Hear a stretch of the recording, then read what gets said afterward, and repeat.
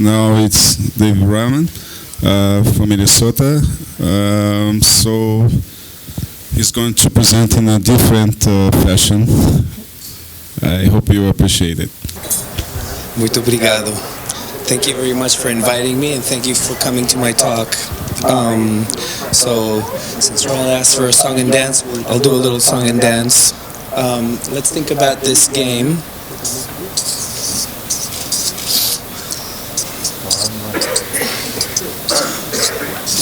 For those of you who went to Catholic school, Echenique, this is, and since we're in Brazil, this is what the game is about. This is samba, and this is trabalhar. This is samba, and this is trabalhar. These are the payoffs in this game. And of course, what we want is menos samba, mais trabalhar. Menos samba, mais trabalhar, right? What I want to do today is prove a folk theorem, okay, with mediated communication and frequent action. So basically what I want is menos samba, mais trabalhar. Okay, so let's see how we can get it.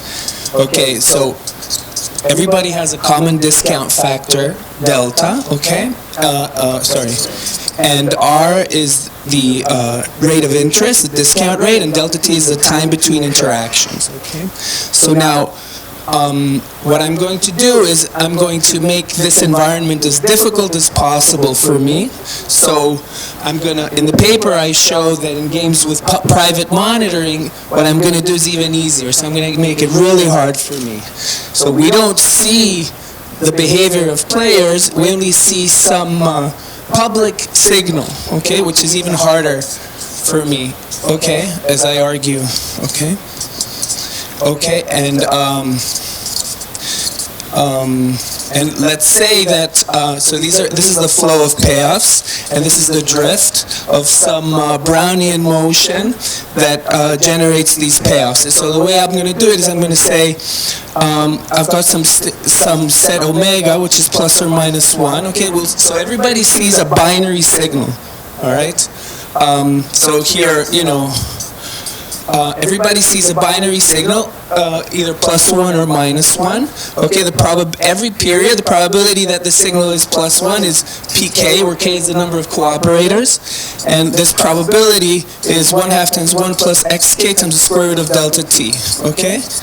All right, and then if I add up all the omega t's over time, I end up with a random walk representation of some Brownian motion, capital XT if you like, which is equal to xt minus delta t plus the square root of delta t with probability pk and minus the square root of delta t with probability qk or whatever, 1 minus pk. Okay.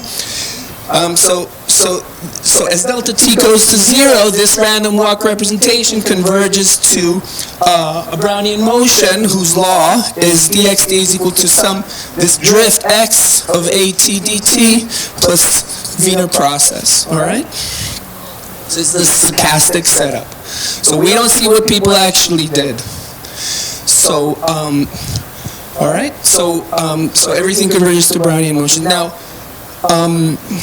The literature has been very successful in promoting this sort of model among economists or game theorists, okay?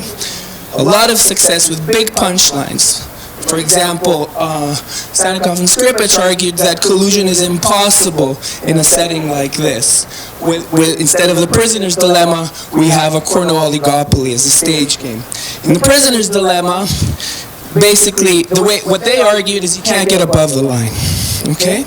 But we're going to try to get above the line. So so they argue that it's too much samba, not enough trabalhar, but I'm going to get menos samba, mais trabalhar. We're going to get all the way up to here.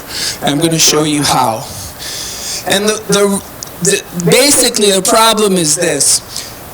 These people, the literature, they make technical restrictions on the set of equilibria that they consider because it's mathematically useful, but it misses out important behavioral traits that we see out there, okay? And these are the two behavioral traits that you see out there, okay? So here's a visual aid, all right? Now think of types of equilibria. All right, I know some of you, if this isn't very familiar, just let it, just let it breeze past you, because it's not, it's just for those of you who find this useful, okay? Think of public equilibria, where people's strategies are restricted so that you cannot condition your behavior on your private information. For instance, what you actually played yesterday, okay? So in public strategies, you're not allowed to do that. And private strategies, you are, okay? And then we can think of Nash equilibria, and then we can think of communication equilibria. Equilibrium with a mediator or arbitrary communication protocols above and beyond what's available, okay? So we're looking at equilibrium with frequent actions, all right? So here's the literature. That's the summary of the literature, okay? Okay, there's nothing here. Okay? What there is in discrete time, everything fails miserably with frequent actions. Okay? So there's nothing here. Alright? Now, what I'm going to do today is I'm going to invite you to take this journey with me to expand your notion of equilibrium. Let's do this together in 2 steps. First, lemma 1, and then lemma 2. Okay? And here are the 2 behavioral traits that you see out there. Going from public Nash equilibrium to public communication equilibrium, we're going to capture secret monitoring, which you cannot have in public Nash equilibrium. So if you see secret monitoring out there, you know they're not playing that, the perfect public equilibrium of these other guys. All right? So I'll tell you. So this is what I'm going to call the speeding ticket dilemma. And I'll tell you the story in a minute. And then we'll go from public communication equilibrium to private communication equilibrium. And this is what I'm going to call the cypress and the oak tree dilemma. And this is all about infrequent coordination. So if you see infrequent coordination, or, normally what you see is all these undergraduates, they go out with their girlfriends or boyfriends and they have these codependent relationships. And that's why they fail so miserably. That's what I'm going to argue. Okay? So let's start. This is the theorem I want to prove. Well, first of all, let me define something. The folk theorem holds means this, that you can get anything in here, okay? In particular, menos samba mas travaya, okay? As long as players are sufficiently patient. So if it fails, that doesn't hold, okay? So folk theorem fails if and only if x0 equals x1 equals x2. All right? And I'm going to prove it with 2 lemmas. All right? So it's a bold statement, right? Basically captures everything. Because if this condition holds, then you can't see nobody can see anything. So of course you can't get anything. Conversely, if this fails in any way, you can do it. Okay? You can get menos samba mas travaya. Alright, so let's start with lemma 1, okay? So the folk theorem holds in public communication equilibrium if in the monotone case.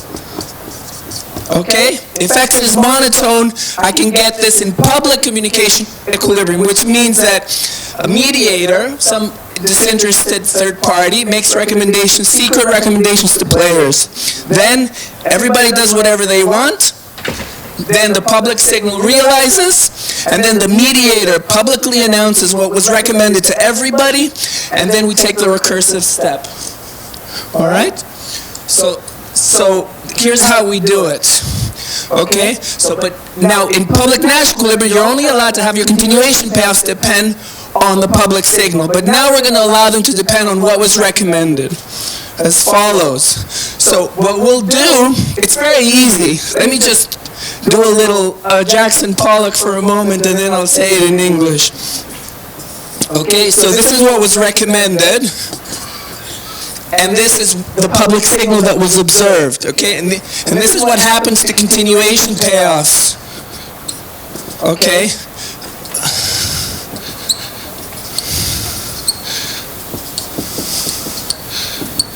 Okay, here we go. So what we'll do is this. Most of the time, and what we'll do is we'll have, so the mediator recommends to each guy, for some mu small greater than 0, 1 minus mu mu, 1 minus mu mu. So I ask you to trabalhar with high probability, and I ask you to dance the samba every so often. And then this is what we're going to do. Okay? So most of the time we're in a stable relationship where everybody's asked to work. All right? But every now and in that case, our continuation values don't change. W is the change in your continuation value. Okay? So we have a stable relationship. But every now and then we enter a secret monitoring regime where some guy is asked to play samba, which is actually doing something good for society, for a change. All right? Well, not for a change. Okay? So he's playing the samba. Okay? And now, all right, if you notice, what happens is, if the signal is high, okay, now our relationship, there's something on the table, right? If the signal goes up, then I pay you, and if the signal goes down, then you pay me. I'm the one who's dancing, okay? And what's the amount? W, okay? So that's the relationship, all right? So why does it work? For those of you who like Star Trek, it's because when we're here, if this guy deviates, he raises the drift. If this guy deviates, he lowers the drift, so you can tell who did it. We have pairwise identifiability, conditional on this action profile. The thing about these guys that do perfect public Nash equilibrium is they're not allowed to do secret monitoring. Okay, so this is the speeding ticket dilemma. You have the cop on the road. Okay, he's got his speedometer, right?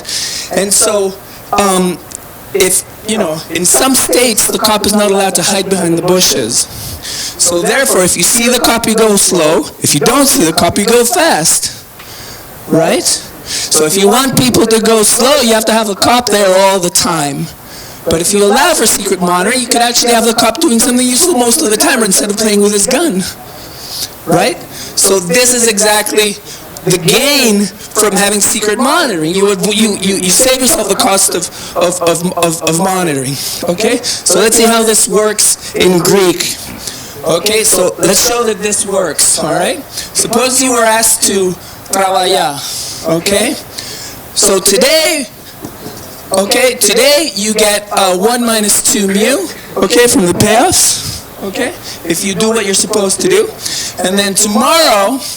Okay, with probability mu, 1 minus mu, probability 1 minus mu, the other guys also asked to trabalhar, and the terms of our agreement don't change, so we can ignore that state. But with probability mu, we're in the secret monitoring regime, and then W's on the line, right? And W's on the line, and then if news is good, I get W. If news is bad, I pay W. All right, so that's what I get if I cooperate when I was asked to do so. Now, if I choose to defect instead, what happens? Well, today, I get 2 times 1 minus mu, and tomorrow, it's the same story, but with different probabilities, because now nobody's cooperating in the secret monitoring regime. Agreed? Okay? So now, if I mess around with this formula, okay, what I'm going to get is that, delta mu W has to be greater than or equal to 1 minus delta, and I substitute for x, okay, for p, okay, this expression, I get x1 minus x naught times the square root of delta t. Okay, you believe me, it's just a trivial calculation, okay? The point is that it is a trivial calculation. I don't need to wave any yellow books at you to get it, okay? This is part of the pitch. Okay?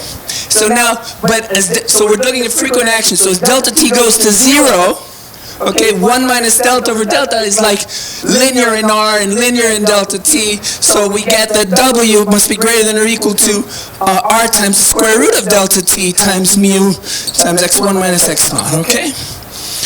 So that's the deal. All right? Okay, what if you were asked to samba? Okay? So of course we need x1 bigger than x naught. What if you're asked to do samba? Well, obviously today you gain from samba than from trabalhar. Yeah, everybody knows that. Okay, but tomorrow you do too. Because tomorrow, if you're asked to do samba, Okay? If the other guy was asked to do travailler, by travailler, you only raise the probability of having to pay the worker. Right? So you lose today by deviating, you lose tomorrow by deviating, we're done. But here, notice that I use the fact that x2 is greater or equal to x1. So I use the monotonicity for this. Okay, I'm not going to write it down. Okay? Alright, so we use monotonicity to get this. Now, I'll do a little picture, but maybe, well, I'll try to do it here. I'll do it, let's see, I've got, till 40, yeah, 5:40, right? Yeah, okay, so, some of you maybe don't know about basic arithmetic, so there's this algorithm of Friedenberg, Levine, and Maskin for discrete time games. I'll just remind you how it works a little bit. 550? Okay, great. Okay, thank you. So, what you do to prove the Folk theorem with Friedenberg, Levine, and Maskin is you take some smooth set W, so it has a twice differentiable boundary, okay? And then well, let's take a magnifying glass over here. I want to get something that's really close to Menushnama Masravaya, right? So let's take a magnifying glass of this, and so this is the boundary of W, okay? This is what we do today. Okay, the payoff profile from what we do today. This is our lifetime utility, and this is the continuation payoffs starting tomorrow on. Okay, they're contingent. So here's W. Okay, so the way these guys prove the Folk theorem in discrete time is as follows. Let's fix the delta t equal delta bar for a little bit. Okay, now. And this is this is proportional to 1 minus delta over delta. Okay, so this is like R times delta t, approximately, when delta t is small, okay? And this, since the boundary of W, since it's twice differentiable, it has a second order Taylor series expansion. Again, you remember that from high school? So this is like, if you turn your head, this is like the square root of 1 minus delta over delta. So it's like the square root of R delta t. But the payments are linear in R. So, okay, so this is proportional to R times the square root of delta bar. Okay, so for fixed delta bar, if the interest rate is low enough, eventually the continuation payoffs will lie inside this set W that we're trying to self-generate, and we're done. So there's some R bar, some interest rate R bar such that these payments are self-generated, and we did it, okay? I mean, there's a little bit more, but I'll spare you the details.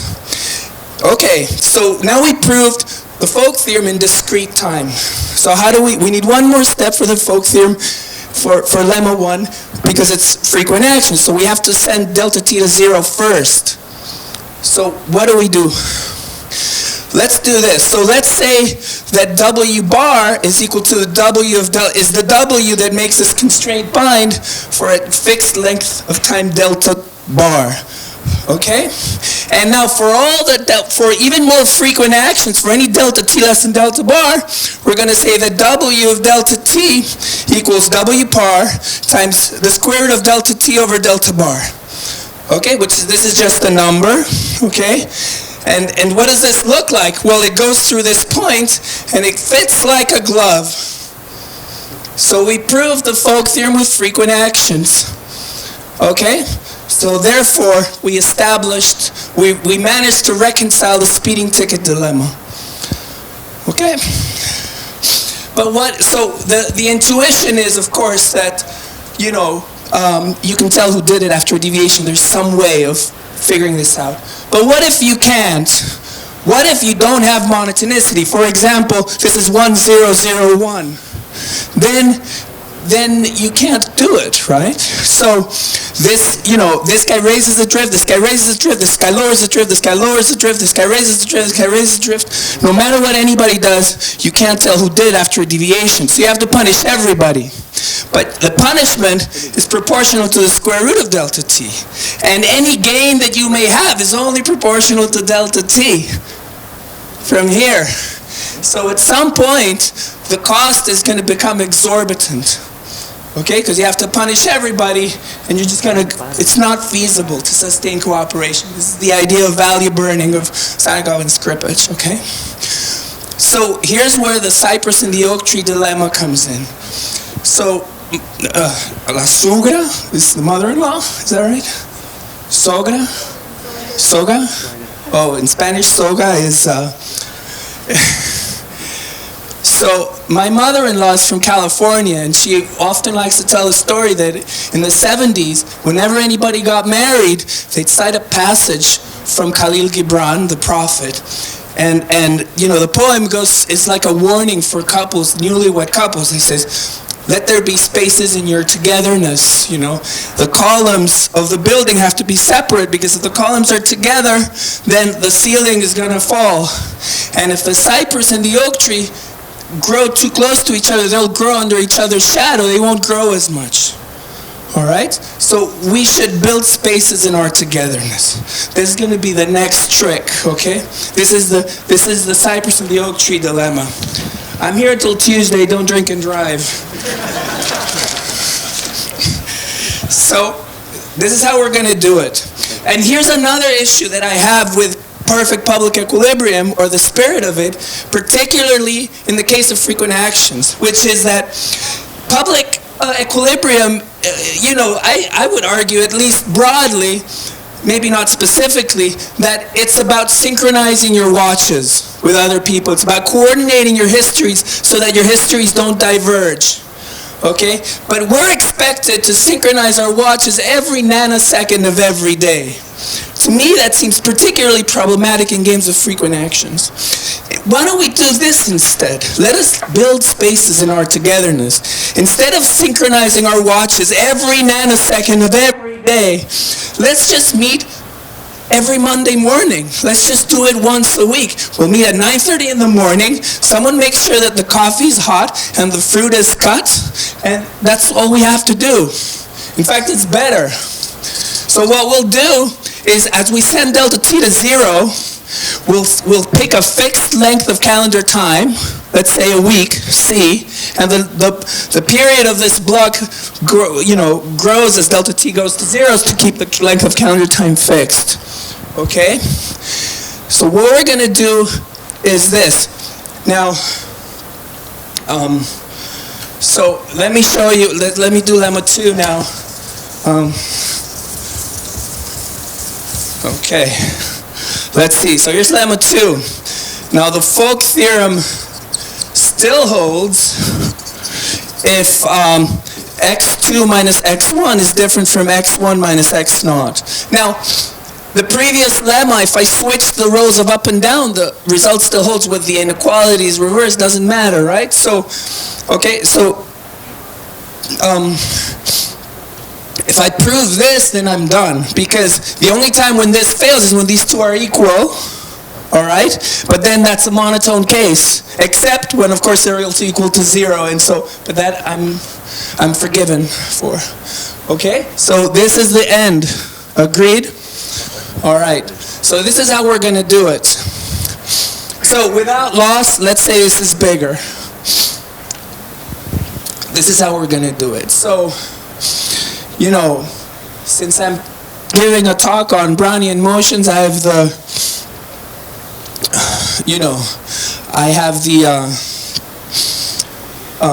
I have the privilege of drawing a squiggly line right here. Okay. All right. So what is this squiggly line? So everybody's selling Brownian motions. So I'm selling more Brownian motions than anybody because I have one for each one of you. Each and every one of you. You want a Brownian motion?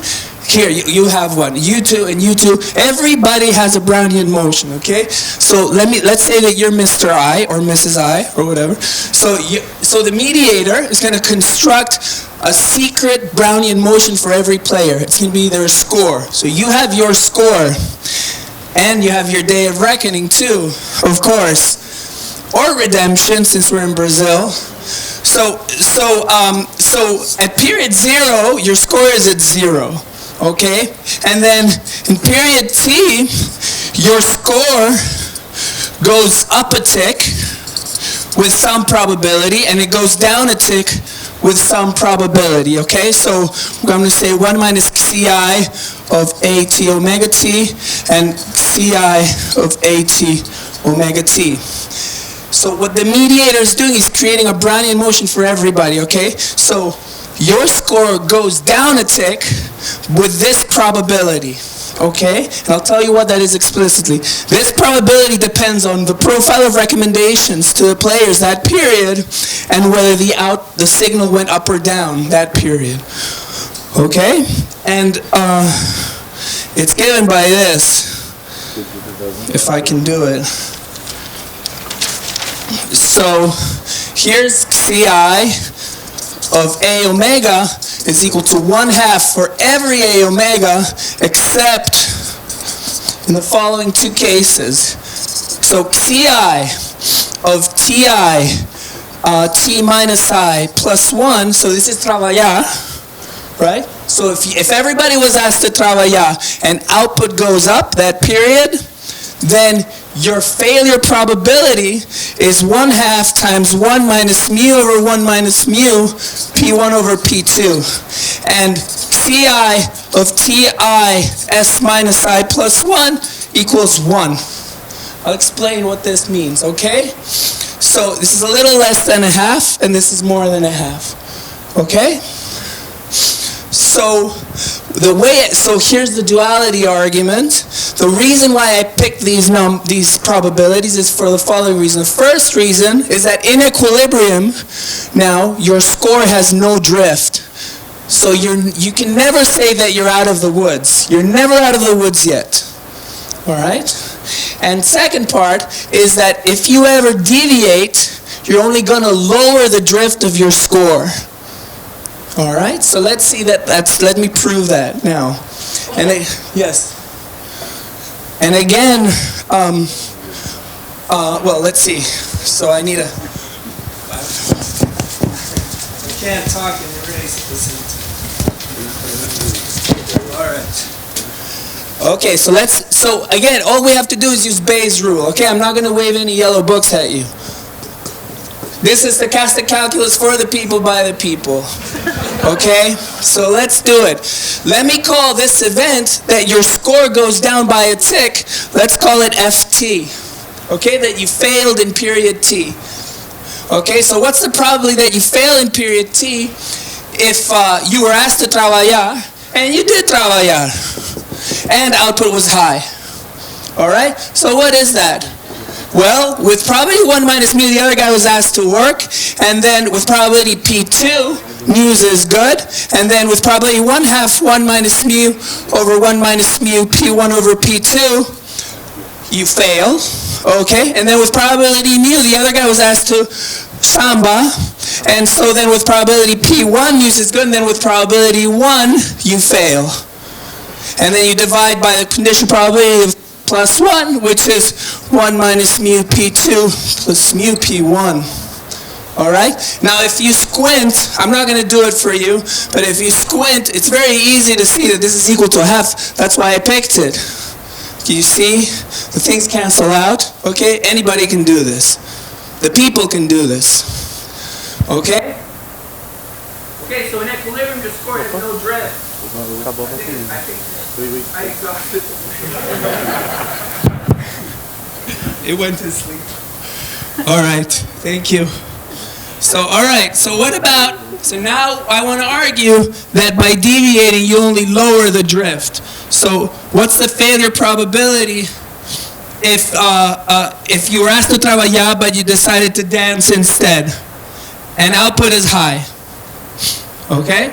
So what's that equal to? Well, it's almost the same, but it's, 1 minus mu times P1, because now only one guy is working when the other guy is asked to work, because you're not working, you're dancing, times 1/2 times 1 minus mu over 1 minus mu, P1 over P2, okay, plus mu P0, divided by 1 minus mu P1 plus mu P0.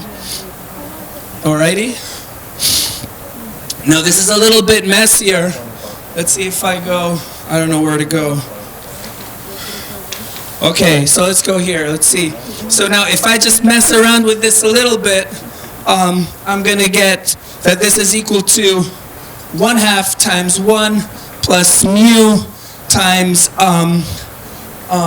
P naught P2 minus P1 squared divided by P2 times 1 minus mu P1 plus mu P naught. All right, or like this, sorry. So I can just break this up into 2 halves, and then I get the 1 half immediately, and then it's just a little bit of a mess. But you believe me, right? Yeah? I didn't do much, right?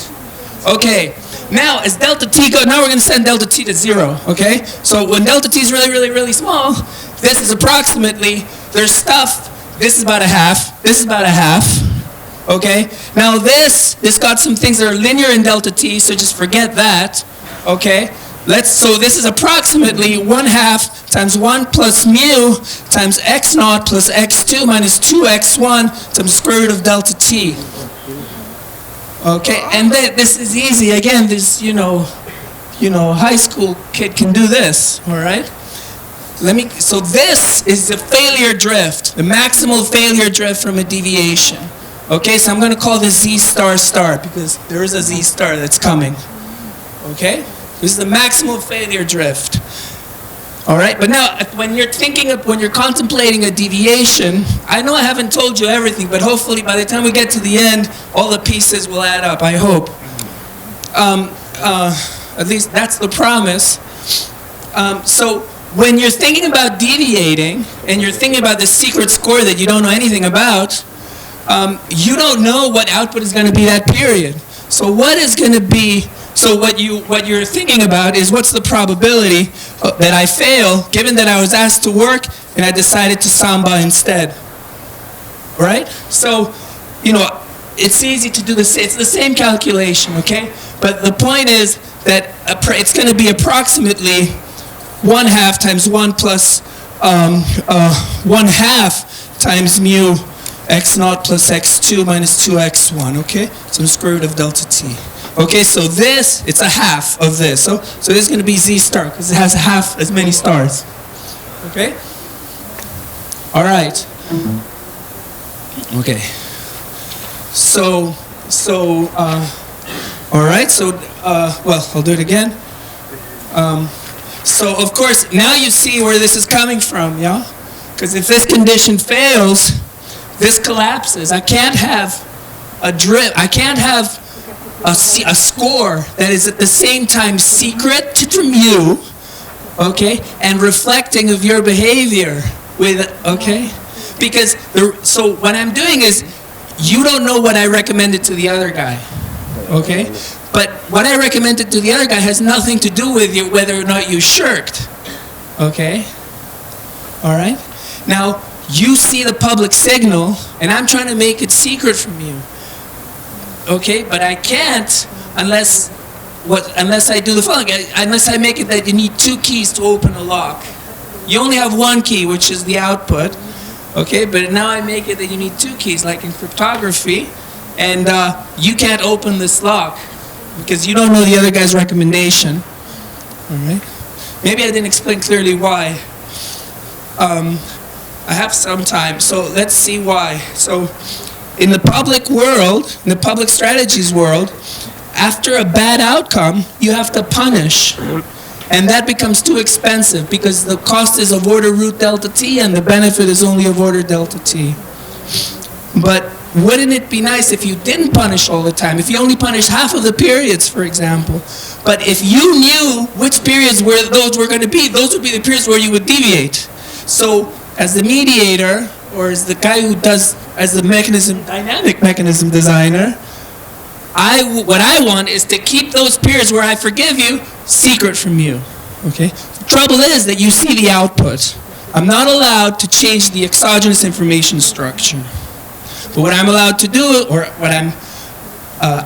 what I'm urging you to grant me, is that I can vary the endogenous information structure. Okay, so I keep these recommendations secret from you for a week. Okay, we build spaces in our togetherness, and then we'll use this scoring rule to not punish every time there's a bad outcome. So here we'll have you know what the score is, okay? You know what your score is, and we'll have a cutoff. Okay, we'll do a test. Okay, so this cutoff is y star star, and it's equal to minus z star star times c. So I'll have a cutoff that's linear in time, because it's easy, but let's not complicate what doesn't need to be complicated for now. Okay?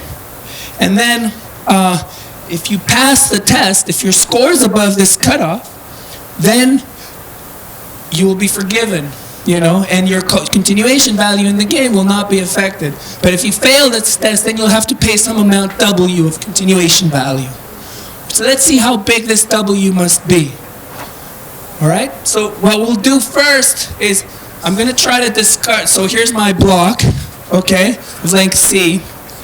So I'm going to try to argue that this idea is incentive compatible. So first, let's try to discourage a deviation in the first period only. Okay, we have to do that at least. So you're going to deviate it. You're going to samba in the first period, and you're asked to trabalhar, and all of the other times you'll be a good person. Okay, you'll do what you're told. Let's suppose. What do you gain? Okay, by doing this? Well, you gain 1 minus delta. So that's the deviation gain. But since delta t is really, really small, you gain approximately r delta t. All right? What do you lose? What you lose is that at the end of the block, W is on the line. Okay? Times, and then your incentive is driven, apart from this, by the change in the probability of punishment associated with your deviation. Yeah? So I can't fit it in here, so I'm going to write it here. Okay? So this multiplies this. All right? If you're a good boy or a good girl, what's the probability of punishment? Well, it's 1 minus phi of z star star times c divided by root c. Because y is a Brownian motion, right? So yic minus yi naught, which is 0, is normal 0c, right? That's the Brownian motion. The variance is proportional to time. And so I have to divide by the standard deviation to get the probability. Do you agree? So that's all it is, right? So it's like times the square root of c. This is the probability that you fail the test. Agreed? Okay, Dixit would be proud. That's all you need. You don't need a yellow book. You just need Dixit. Okay. What if you defect, if you deviate, if you samba instead of trabalhar, what happens? The probability, you change the probability as follows. You have z star star times c minus z star times delta t divided by the square root of c. So for this little length of time, you change the drift by z star because you haven't seen the output this period yet when you're deviating, right? This is a heuristic argument. The details are there, but not as anyway. So this is the way to think about it. Okay, now as delta t goes to 0, okay, now let's send delta t to 0, and what do we get? That r is less than or equal to e to the minus rc times w times phi, the derivative, right? Becomes a derivative of z star star root c times z star over root c. Okay, so the way I like to write it is that, I guess we can do this, that W must be greater than or equal to RC times e to the RC divided by phi of z star star root c times z star root c, okay? I'm just messing around with this. See the bound, there's a lower bound on the payment to make it incentive compatible for you not to deviate in the first period only. All right? I got 10 minutes. No? I have 2 minutes? Okay, I can do it. So we can do it. Okay.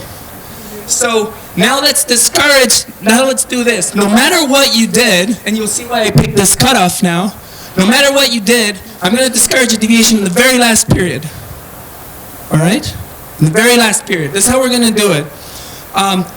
So no matter what you did, maybe in equilibrium, maybe you deviated or something, some of the periods, if you deviated, you're going to lower the drift of your score by some amount. Okay, let's say theta, okay? Okay, on both sides when you're at the last period. And the gain is less than this, so if I satisfy this inequality, I'm even better off, okay? So then, when I set delta t to 0, then I'm going to have some minus theta over here, okay? Now, if you look at the normal density, okay, here's z star star root c, okay? Now, what is the most that theta could be? Because z star star is the largest failure drift I could have generated. So the most theta could send me to the left is up here. Theta has to send me somewhere here, right? Because I can't. The only time that theta sends me here is if every period I'm asked to trabalhar, every period I samba, and every period news is good. And that's not very likely anyway, but even if that happens, I'm still covered. Okay? Point is, and then I have a theta here, of course. The point is that there's this convexity result. The normal distribution density is convex, or the distribution is convex, so the density is going up in the direction that I want anyway. Okay, this is going up. So then, if I discourage the first deviation, then for the last deviation, the density can be no smaller, right? So this inequality will be satisfied too. So we discourage this deviation. Now, so now for the penultimate period, we get the same story, but theta has to be even smaller, and so you work all the way through, and you did it. We discouraged every deviation. Discouraging one deviation discourages them all. Okay? 1 minute. Okay, we're almost done. So now, let me just solve for the value. Okay? Okay, let me just solve for the value, which is this. So, what do you get in equilibrium? What does a player get? Well, for the block, okay, for the block of 1 week, the expected value of these mixed strategies is 1 minus mu. If I integrate this, I get 1 minus mu. That's what you get today. Plus tomorrow, with probability phi of z star star root c, I get v. And with probability 1 minus phi z star star root c, I get v minus w, okay? But I know what w is. I'm going to make this constraint bind. And then I manipulate and get v is equal to 1 minus mu minus rc over 1 minus e to the minus rc times 1 minus phi of z star star root c divided by phi times z star star root c times z star root c, okay? Now, we already sent the limit delta t equals 0, so I just solved for v, okay? That's all I did. You can do it, okay? So we're already at the frequent actions limit. So now, if I take the limit as r goes to 0 of v, then this goes to 1. And then I take the limit as c and the payments become feasible. Okay? Payments become feasible. If c goes to infinity, this thing collapses because the normal has a hazard rate that is more than linearly increasing, so this is the inverse hazard rate of the normal, so this collapses, and I could have picked any mu greater than 0, so this goes to 1. So we did the menos samba mas trabalhar. So in these games with frequent actions, even though the behavior is allowed to be continuous, in terms of strategic coordination, the game is endogenously discrete. All right? Thank you. Okay, thanks. Thanks, Dave, for the paper. It was very nice. I mean, at the beginning, I was a little bit afraid because a paper about some trees, but then it's a folk theorem, so at least like everyone has seen a couple of them. So let me try to do like a brief summary of what the paper is about. So this paper is about games with frequent actions. What are papers in frequent actions? It's pretty much games with frequent actions. Pretty much we assume that we take the information structure as given, and we assume that the players can take actions more arbitrarily, more frequently. Now, in the limit, the information in each period has to follow a Gaussian process. and which has two terms. The first term is going to be a drift, and the second term is going to be a noise, which has to follow a Brownian motion. So what's the friction action exercise? We fix its count factor, and we ask what happens. So this is nice in some sense, in the sense that as we make shrink the time, we really keep the information structure, the amount of information per unit of time. So what's this paper about? This paper is interested in a folk theorem in general, and in particular whether the parties can attain cooperation in repeated games, I should say, both with the private and public monitoring under frequent actions. So so it's the limit. The order of limit here is important. So it's asked if for very low discounting, the players can achieve, say, cooperation under frequent actions. Why would you? It sounds a very easy questions given what we know a priori, given what we know from games without frequent actions. But well, recently, a few papers in literature have found different results. So what does the literature do regarding frequent actions?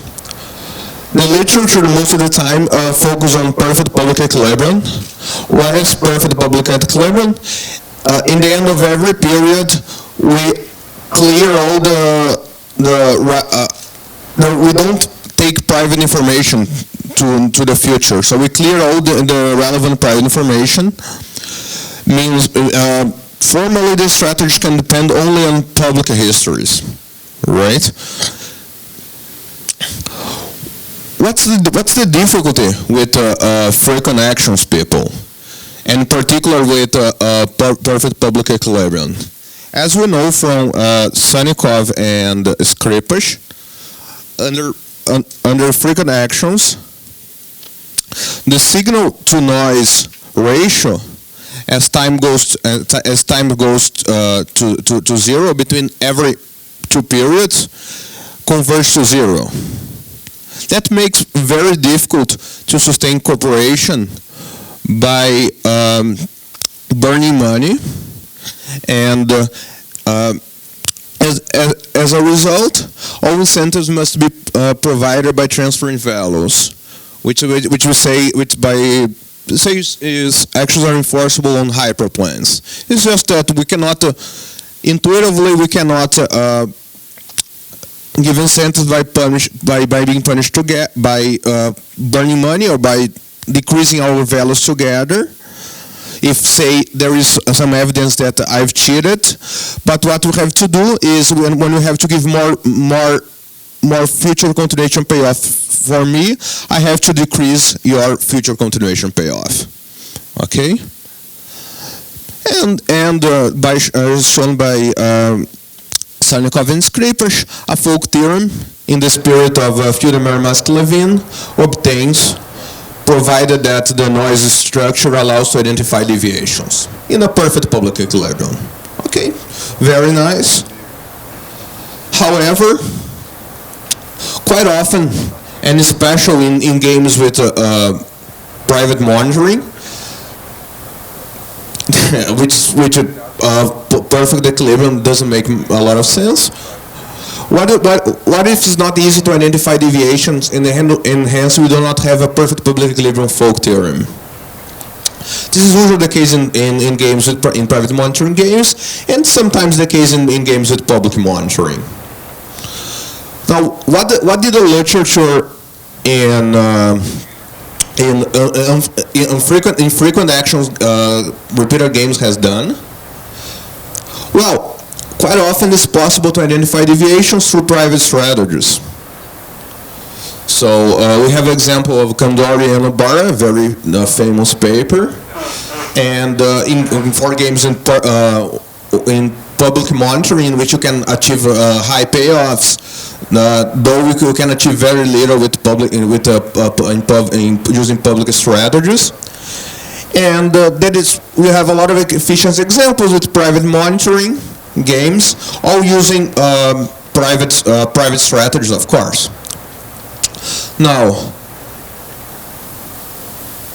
turns out it's very hard to deal with private strategies, right? And I haven't seen anything done with private strategies in games with frequent actions. Why it's hard to deal with private strategies? Because we need to provide incentives at least for 2 reasons. We need to provide incentives for players to secretly randomize. So suppose to monitor me, I have to provide incentives to Leandro to shirk or cooperate. Then I have to make sure that he's indifferent in this randomization. A second reason why it's hard, we need to control beliefs over the opponent's actions taken arbitrarily many periods ago. So maybe in period 2000 I have to think I have to need beliefs what's been played in the first 2000 periods, and then it's easy to see that beliefs over beliefs become important, so on and so forth. So it's very hard. Now, what's the solution of this paper? This paper has done the following. Okay, let me take the first step and consider a kind of private strategy on steroids, which say communication equilibrium, which is not only we have a private strategy, but also we allow for a mediator with whom the players can communicate. The mediator can secretly ask the players to randomize, and the players report signals to mediator. Okay? So why does a mediator help? Well, one reason is that it's easier to provide incentives to randomize. The mediator can just come and say, well, Leandro plays shirk today, and Leandro will not be afraid to shirk today, because in the day of reckoning, or the day of Samba, I don't know, the mediator can say, well, Leandro deviated because I told him so.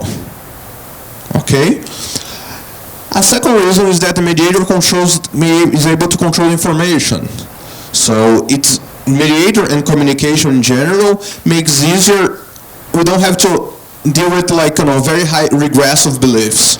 So beliefs over beliefs, and so we need complicated indifferences, which at least recently literature with private monitoring, people have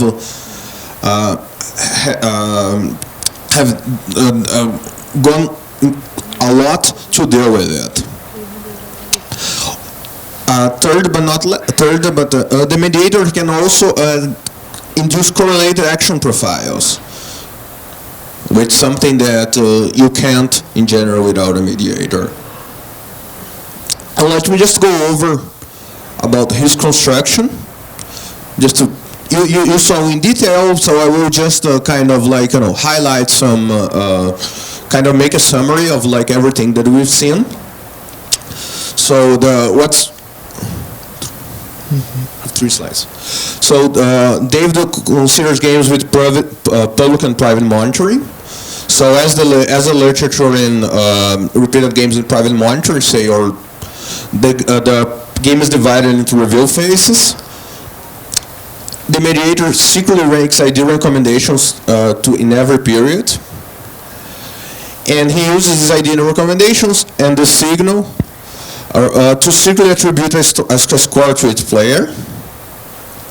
It's important that the players remain ignorant about the score, and that's something very important, because then and this comes, for example, from Comte and others, and the literature on conditional dependence in repeated games with private monitoring. But this is very easily but this can be done with a mediator. And then we aggregate the score over overall periods of the block to punish or reward the players through some tail statistic test. This is an overview of the construction. Let me try to make a summary of some contribution to the literature. So first, to put in the literature, it's not the first paper to show that communication facilitates cooperation. So Comte has a paper, but without a mediator. So can we look? I also have Kondori Matsushima and Obara, those papers they're considered communication. And also, it's not the first paper to consider mediation can sustain cooperation. We have Obara and Rahman. Now, this is a very new construction for the game with frequent actions. And though if you look like superficially as I did in one slide, it may seem that the proof is just like, for example, Comte. But indeed, if you look more closely, there are many clever arguments that the author had to come up with to deal with the difficulties of frequent actions. For example, scoring rule following a Brownian motion, the statistical test. So there's quite a lot. There's quite a lot of technical innovation. And there's very, very sharp results, because it shows that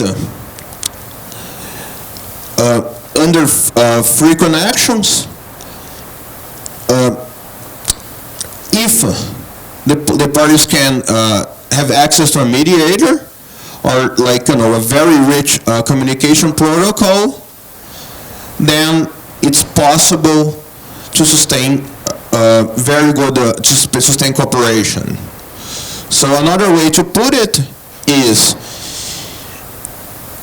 quite generally, if you want to look to say that frequent actions is a reason for the players not to reach cooperation, then you have to make the point that the parties have limited communication techniques. So it's a very impressive work for games with frequent actions. Okay.